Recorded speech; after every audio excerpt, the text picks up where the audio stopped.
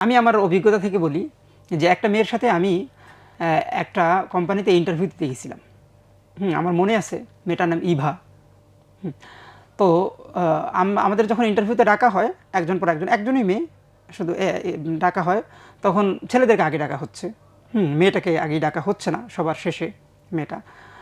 এবং মেয়েটা ভয় পাচ্ছিল, যতদূর মনে পড়ে যে মেয়েটা ইউনিভার্সিটির তখন ফার্স্ট ইয়ারে পড়ে এরকম, এবং সে শহরে ওইভাবেই একা থাকে।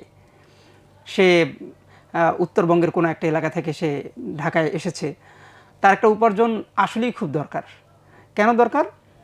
আমরা ইউনিভার্সিটির ব্যাপারে অনেক ধরনের রিউমার শুনি, সেই কথা বাদ। পরিবারের একটা ইউনিভার্সিটিতে গেলে একটা মেয়ের বা একটা ছেলের কী পরিমাণে খরচ দরকার এটা ইউনিভার্সিটি যারা পড়েন সবাই জানেন।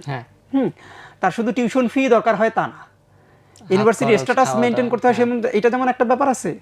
আরও অনেক অনেক খরচের ব্যাপার আছে, যেই খরচগুলো হিডেন খরচ, যেগুলো আমরা কেউই জানি না যে এই খরচগুলো এখন আমার সামনে এসে উপস্থিত হবে।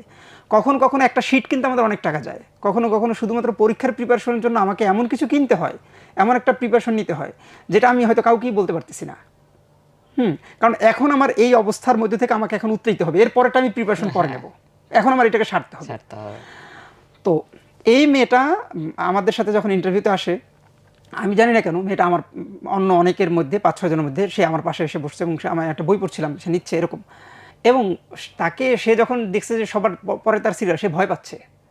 আমি যখন তার আগে আমার সিরিয়াল ছিল, আমি যখন ইন্টারভিউ দিতে যাই, বোর্ডে আমি ঢুকি, তখন মেয়েটা আমাকে বলছিল যে ভাইয়া আপনি চলে যাবেন না, আপনি কিন্তু একটু বসবেন, মানে আমি একা যাইতে পারবো না।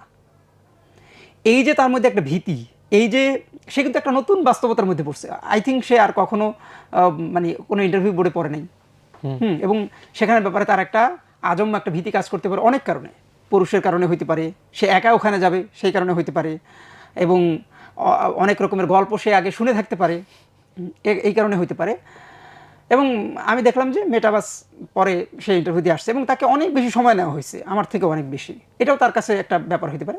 এরপর আমরা চলে আসলাম, সে তার মতো করে চলে গেছে, আমিও।